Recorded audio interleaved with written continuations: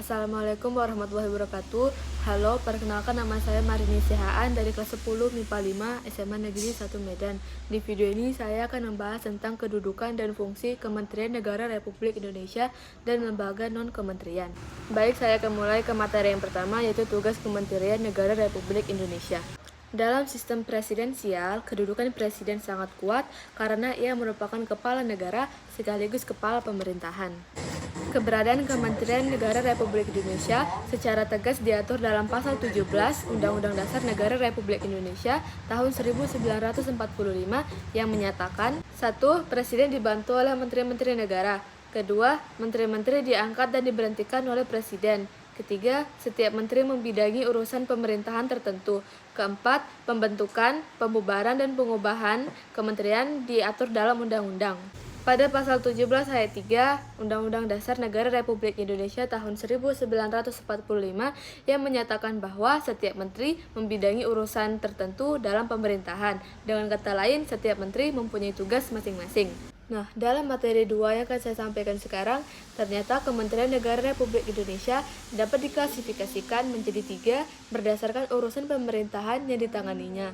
Klasifikasi yang pertama yaitu kementerian yang menangani urusan pemerintahan yang nomenklatur atau nama kementerian yang secara tegas sudah disebut dalam Undang-Undang Dasar Negara Republik Indonesia tahun 1945 adalah sebagai berikut: Kementerian Dalam Negeri, Kementerian Luar Negeri, dan Kementerian Pertahanan.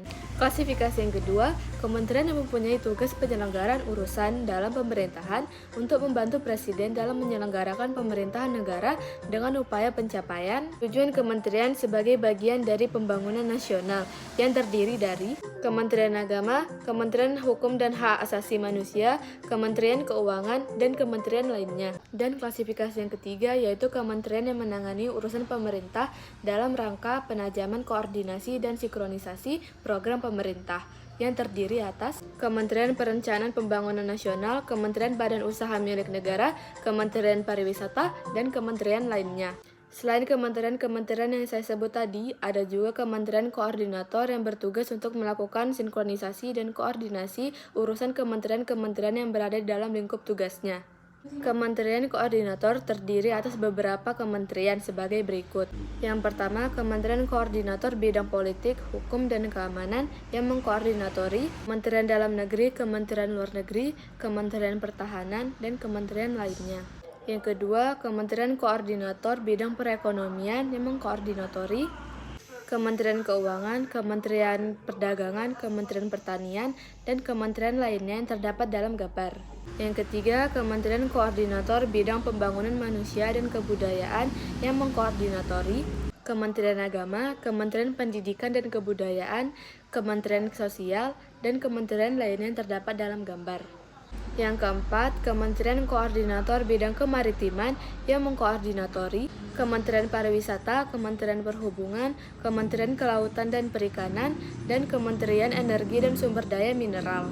Nah, pada materi ketiga saya akan membahas tentang Lembaga Pemerintah Non-Kementerian atau LPNK yang dahulu namanya adalah Lembaga Pemerintah Non-Departemen.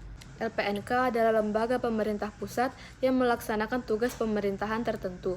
Beberapa contoh LPNK adalah Badan Intelijen Negara, Badan Meteorologi, Klimatologi, dan Geofisika, dan lain-lainnya. Baiklah, sekian pembahasan yang saya sampaikan. Terima kasih.